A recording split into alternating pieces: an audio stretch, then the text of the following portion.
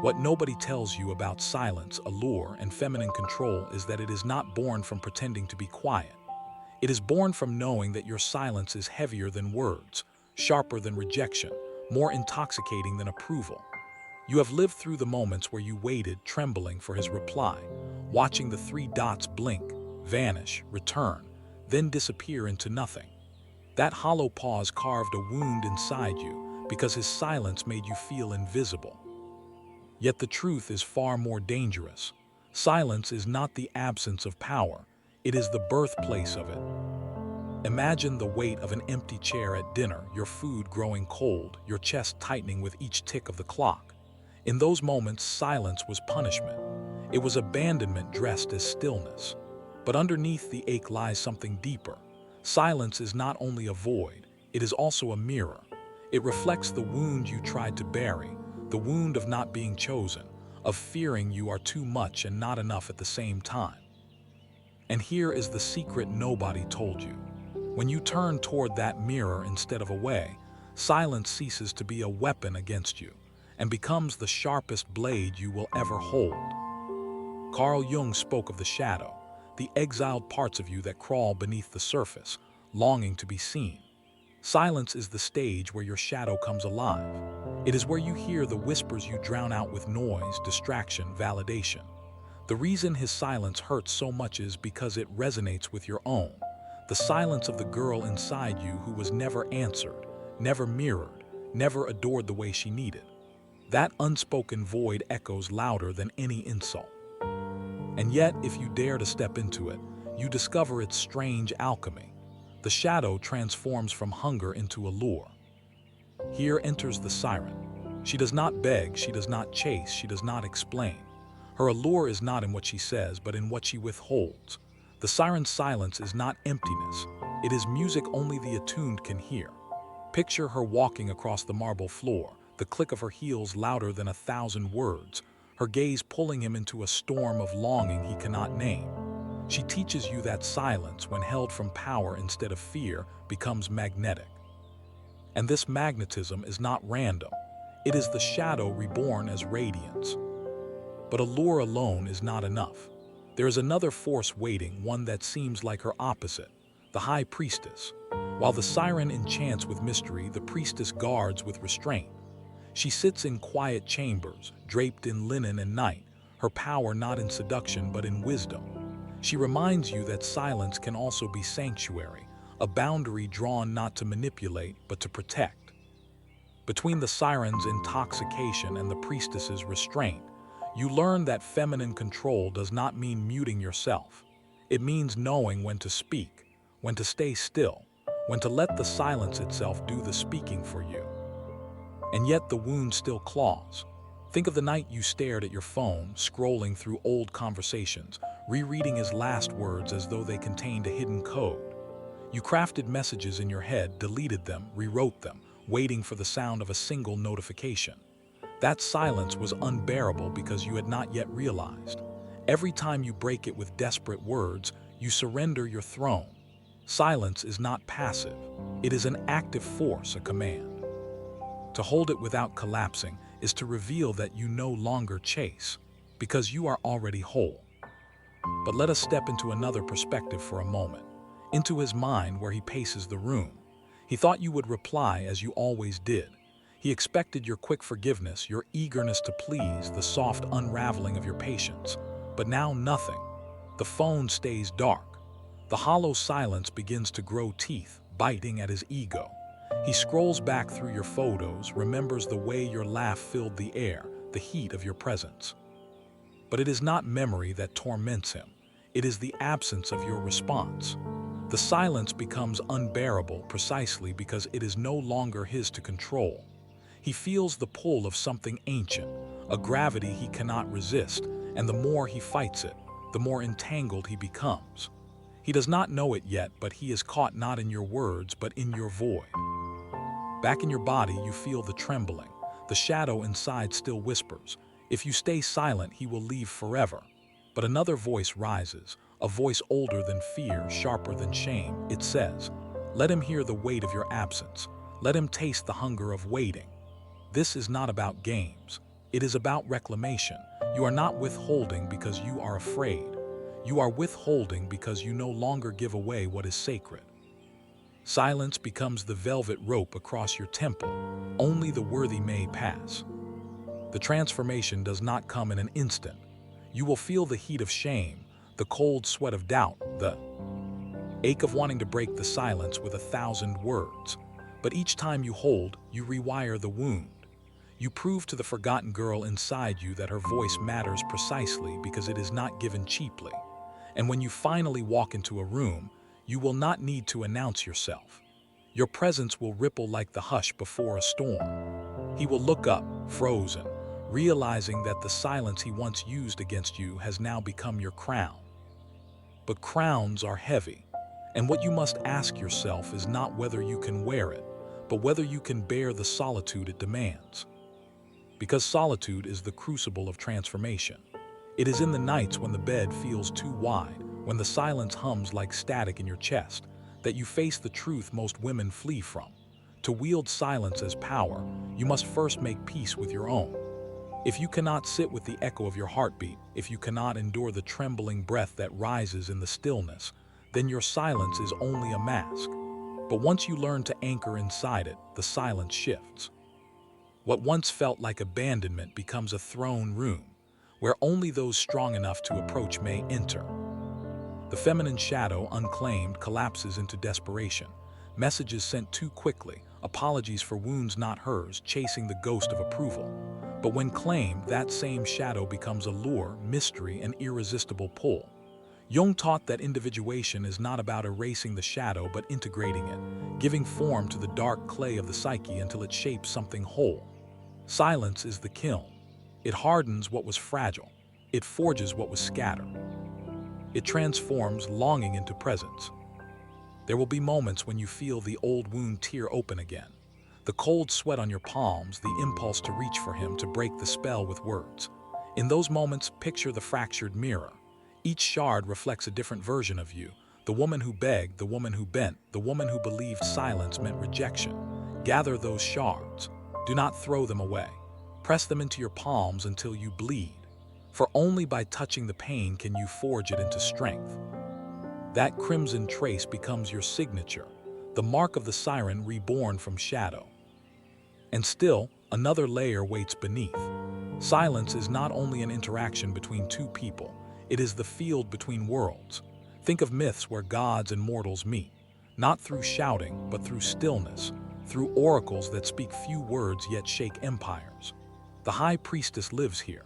She teaches that restraint is not emptiness but selection, that wisdom is measured not by how much you reveal but by how much you reserve. When you embody her, your silence no longer comes from fear of being unwanted. It comes from knowing that not everyone deserves access to your temple. But allure and wisdom are not without danger. With great restraint comes great testing. Men who once drowned in your availability will panic in your absence. They will press harder, demand louder, accuse you of cruelty. And you must ask yourself, is his desperation love, or is it only the tantrum of a boy denied his toy? Here, silence cuts deeper than argument. You do not need to shout to prove your worth. You only need to stay unmoved, the way marble remains cold under 1,000 burning hands. In that immovable silence, he sees himself more clearly than any words could reveal. Do not mistake this for manipulation. To weaponize silence without self-mastery is to poison yourself first. The point is not to punish, but to reclaim. Feminine control is not domination, it is gravity. The moon does not chase the tide, it pulls without moving. Your silence, when rooted in wholeness, becomes that same force. He feels the weight of your absence not because you play a game, but because you are no longer leaking your energy into spaces that do not honor it. Silence then becomes sanctuary, allure, and command all at once. Think of the last time you walked into a room where you no longer needed to prove yourself. The sound of your heels against the floor was enough. The way you placed your bag on the chair, the way your eyes scanned the space, it said everything words could not. This is the embodiment of silence, a presence so full it does not require filling, a quiet that bends the atmosphere. Men glance, pause, swallow. Women sense it too. The The shift, the energy, the refusal to shrink. This is not the silence of absence. It is the silence of presence magnified. Yet the wound will still whisper. It will try to trick you into breaking, into collapsing back into the familiar cycle of chasing. This is where the transformation sharpens. You must hold the paradox. Silence is both the ache and the cure. To master it, you must accept the ache without rushing to fix it. You must sit in the chiaroscuro light of dusk, the fractured mirror glinting on the wall, the cold marble beneath your bare feet, and whisper to yourself, I am the one who decides when sound returns. And when you truly believe that, silence ceases to be an absence, it becomes a choice. But the paradox grows heavier when you realize silence can create obsession. For him, the silence that once signaled control now becomes a labyrinth he cannot escape. He replays old conversations in his head, remembers the heat of your body, the echo of your laugh. The more you stay still, the more frantic his mind becomes. He tells himself he doesn't care, but the void gnaws, and slowly the balance shifts. The silence is no longer his weapon, it is yours. And the question that lingers is this: what happens when he finally breaks under the weight of your quiet? When he finally breaks, it will not look like the grand gesture you once begged for. It will not be flowers at your doorstep or confessions under moonlight. It will begin as small cracks, the restless checking of his phone, the bitter edge in his voice, the sudden urgency to remind you he exists. He will send casual messages disguised as nothing, but they will carry the weight of desperation beneath them. The silence has pressed against him for too long, and now it reshapes him. He is no longer the one who withdraws. He is the one who chases. But here is the turning point you must face. When the silence shifts the dynamic, when the one who withheld suddenly longs for you, you may feel the old hunger stir inside. The temptation to drink from it, to finally be seen, to bask in his longing. Yet if you collapse here, you undo everything. Control is not proven by making him suffer. It is proven by not needing his suffering to feel alive. The true mastery of silence is not in how it bends him, but in how it frees you. To rise above the cycle, you must learn to savor the silence for yourself, not for the reaction it provokes. The siren whispers to you here, urging you to play, to let allure intoxicate him until he kneels at your feet. And yes, allure is intoxicating, but remember, it burns quickly. The High Priestess steps beside her, reminding you of restraint, of the deeper power of discernment. Together they teach you that silence must be wielded with balance, part magnetism, part boundary.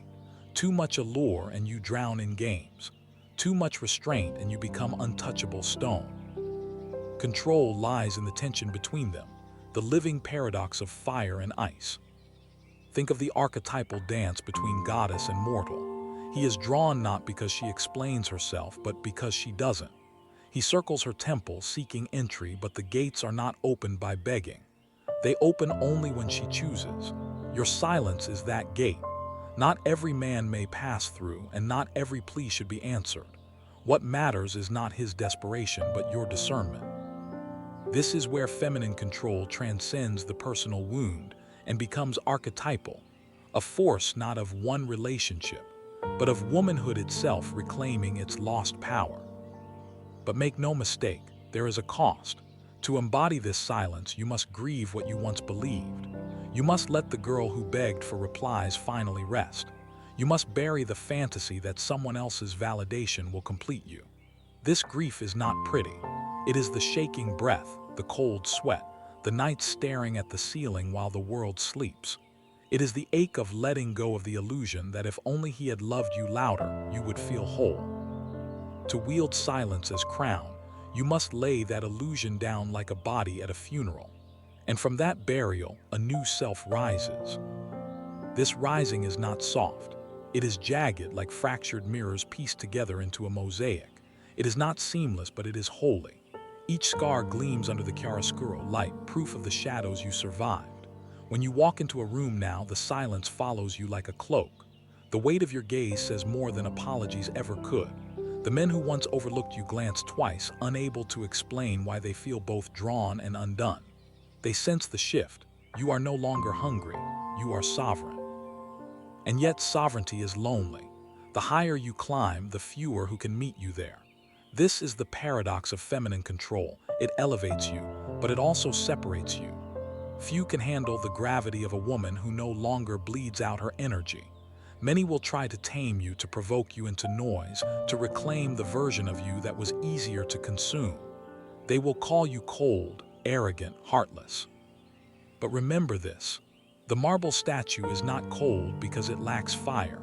It is cold because it guards it within, unyielding to those who do not honor its worth.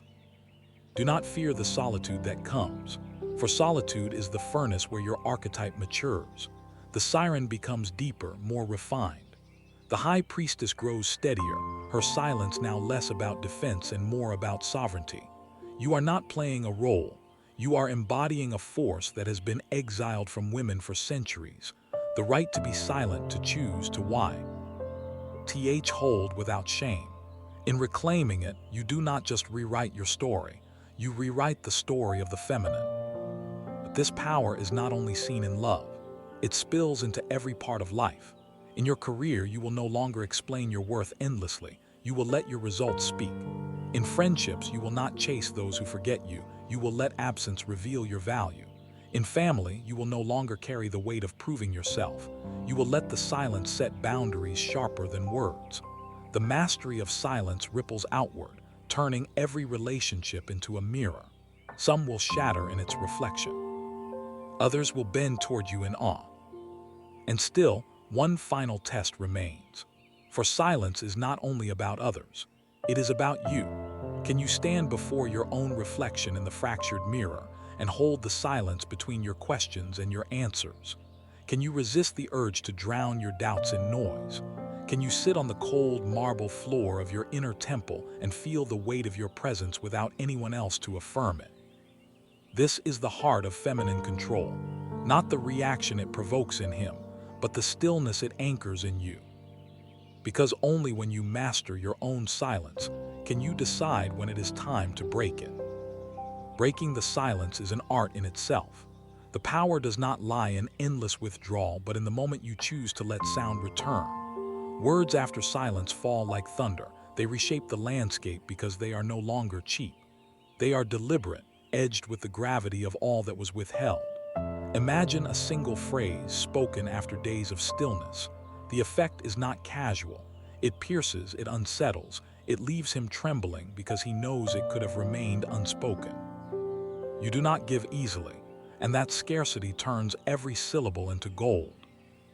This is where allure becomes something greater, not merely mystery, not merely magnetism, but sovereignty. You realize that your silence was never about him, it was about you. About whether you could trust yourself to hold your own ground, to resist collapsing into old patterns. And now, when you speak, it is not to fill emptiness. It is to declare presence.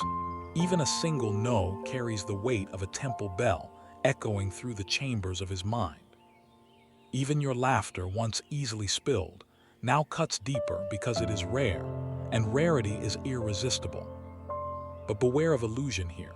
Power can intoxicate. It is easy to slip from sovereignty into performance, to wield silence as a trick rather than a truth. That path leads back to the shadow, but this time disguised in velvet. To truly embody feminine control, your silence must remain rooted in authenticity. You are not punishing, you are not playing, you are embodying. The Siren's allure must not devour you. The High Priestess's restraint must not freeze you. They must dance together, creating harmony between magnetism and wisdom. In that balance, silence ceases to be strategy. It becomes essence. Think of silence as breath. Inhale, allure, mystery, magnetism. Exhale, restraint, wisdom, boundary. Together they create rhythm, the yin and yang of feminine presence. Too much inhale and you suffocate. Too much exhale and you collapse. Control comes from balance, from remembering that silence is not a void but a pulse. It is the heartbeat of power, and once you feel it within, you no longer fear when others fall silent around you. His silence no longer wounds because you carry your own. You meet his withdrawal not with panic but with stillness, and in that stillness he unravels. But what does he unravel into? Let us slip once more into his inner voice. He cannot name why your absence consumes him. He scrolls through other women's pages, seeking distraction, but nothing strikes the same chord. Their words are too quick, their laughter too easy. He remembers the weight of your gaze, the hush that fell when you entered the room. He tells himself he could move on, yet his dreams betray him. Fragments of your silhouette in crimson silk, the whisper of your name in the hollow dark. He thought silence meant freedom. Now it feels like chains. He does not know if he wants you back or if he only wants the silence to stop, but both desires lead him back to you. Meanwhile, you stand at the crossroads of transformation. His unraveling is not the point. What matters is how you respond to the echo of his longing. Do you step back into the old wound, seeking validation in his collapse? Or do you rise beyond it, realizing that the silence has given you something far more precious than his attention, your own self-sovereignty? The fractured mirror shows you both images, the woman who waits by the phone and the woman who closes the door with steady hands. Which reflection will you choose to inhabit? And here lies the deeper mystery. Silence is not only about control over men, it is about control over time itself. When you hold silence, you stretch moments, elongate. Anticipation, bend perception. Hours feel like days, days feel like weeks. You warp the rhythm of interaction until he no longer knows where he stands. But beyond him, silence bends your own time as well. It slows you down, anchors you in the present, teaches you patience, endurance, and discernment. In silence, you are no longer a victim of time, you are its sculptor. Yet even this mastery must evolve, for power held too tightly turns brittle. Silence without voice becomes prison. The final stage of control is not endless withholding, but the freedom to alternate between quiet and sound, allure and revelation, boundary and openness. To sit across from him at a table, letting the pause stretch until his hands tremble, and then to break it with a single word that tilts the world. To know that you could stay silent forever, and to choose not to. That choice, that sovereignty, is the pinnacle of feminine allure. And still there is something more. Beyond allure, beyond restraint, beyond control, a new archetype waits, one that has not yet revealed itself. She is born not of shadow or silence, but of transfiguration. She does not replace the Siren or the High Priestess, she rises beyond them. And her name will only reveal itself when you are ready to embody the silence not as weapon, not as shield, but as sacred fire. The sacred fire of silence does not flicker like a candle. It roars like a hidden furnace, unseen yet unstoppable. To reach it, you must move beyond the duality of allure and restraint. The Siren lured you into magnetism. The High Priestess protected you with wisdom. But the archetype that rises now, the Phoenix, is forged in silence, consumed in silence, reborn. She does not merely wield quiet as power. She burns in it, dies in it, resurrects through it. Her silence is not withdrawal. It is transformation. Picture yourself as the Phoenix. The crimson silk of the old self lies in ashes at your feet. The fractured mirrors around you still shimmer, but now their shards no longer wound. They reflect flames. You step barefoot on cold marble, yet the stone warms beneath you, responding to the heat you carry within.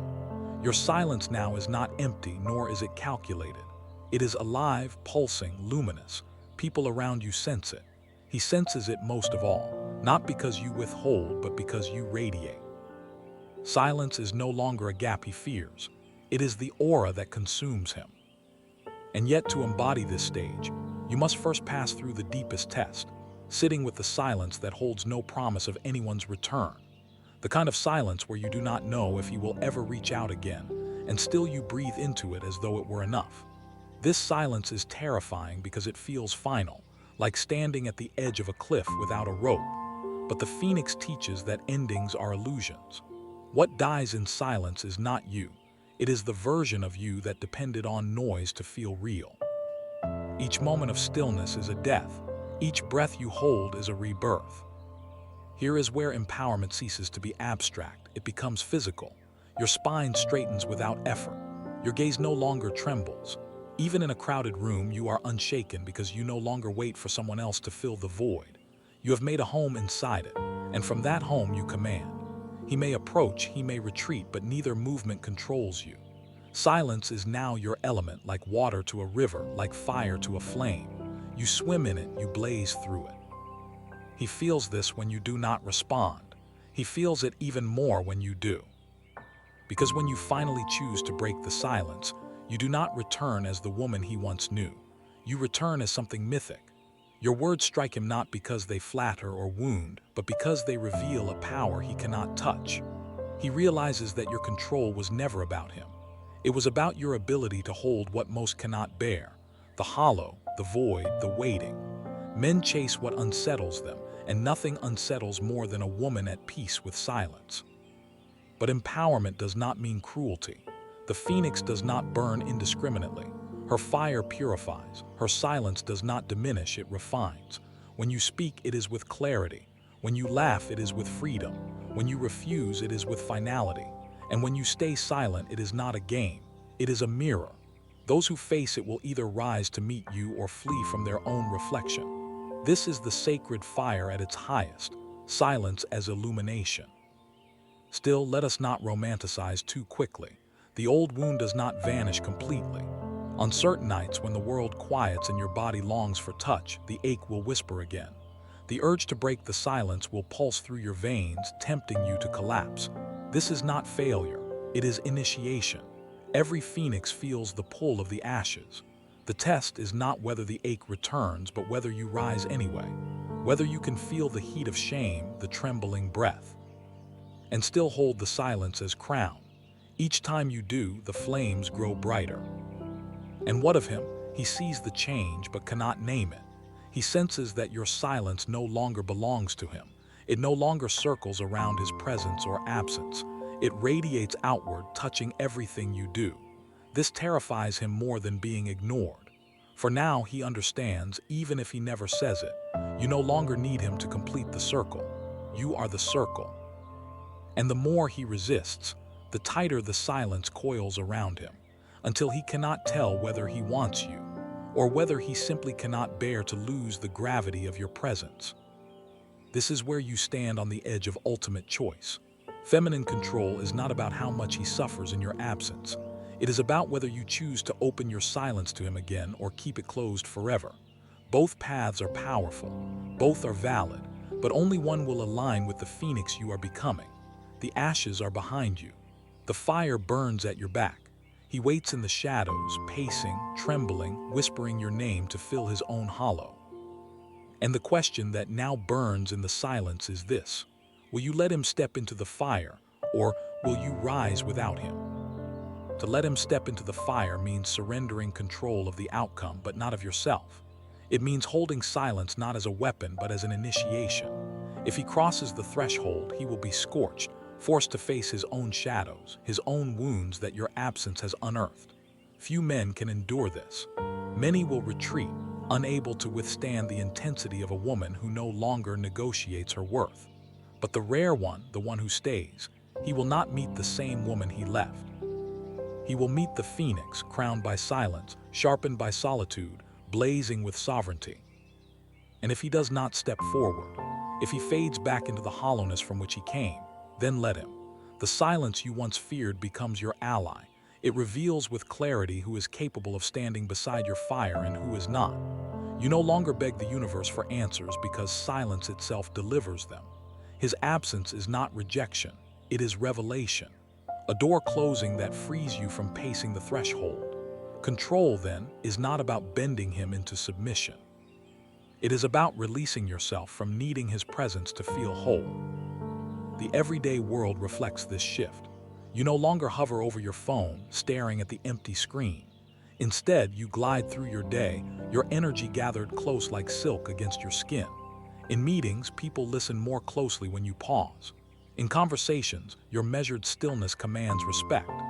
Friends notice the difference, sensing that something in you has crystallized. You carry the chiaroscuro light of someone who has walked through shadow and emerged with flame. This is what makes you magnetic, not perfection, but the depth carved into you by silence endured and mastered. Yet this mastery demands vigilance. The shadow waits at every corner, ready to pull you back into old cycles. The temptation to overshare, to chase, to soften your edges for comfort will resurface. But remember the fractured mirrors. You have pieced them together once already. Each time you face the urge, touch the scars, Remind yourself of the girl who once trembled for a reply and the woman she has become. Control is not about never wavering. It is about returning to center faster each time you do. The silence is your compass, guiding you back whenever the noise threatens to swallow you. And so, the Phoenix archetype continues to unfold. She is not only about allure, not only about wisdom, but about rebirth. She teaches you that silence is not the absence of love. It is the forge where authentic love is tested. A man who cannot bear your quiet cannot bear your fire. A man who collapses in the face of your restraint cannot stand beside you in sovereignty. The Phoenix does not lower her flames for fear of scaring him away. She rises, and in rising, she demands that only the worthy rise too.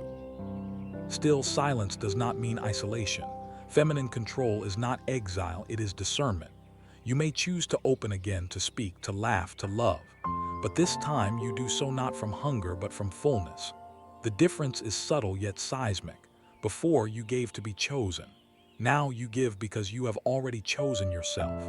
This is the true transformation. Silence has not made you hard but whole. And from that wholeness, your allure is irresistible. Not because you are silent, but because you no longer fear what silence reveals. But here is the paradox that lingers. Silence, once your wound, has become your crown, and crowns, though beautiful, are heavy. You will feel the weight of carrying yourself this way. You will be misunderstood, envied, even feared. People will project onto you. Some will call you distant, others will call you divine. He may look at you with longing and resentment twisted together. You, unable to decide whether your silence saved him or destroyed him. Yet none of this matters as much as the inner shift. You no longer collapse into the hollow. You stand inside it, blazing, unshaken. And in this final test, you realize something startling. Silence, allure, control, all of these were only bridges. They were never the destination. The true power is not in the silence itself, but in what it awakens. It awakens presence. It awakens discernment. It awakens the ability to sit inside the void and hear not the absence of another, but the presence of yourself. That presence is the treasure the shadow always concealed. That presence is what no man, no silence, no absence can ever take away. Still, one image refuses to leave you. The empty chair at dinner, the plate gone cold, the clock ticking. The scene that once broke you is still there, etched into your memory.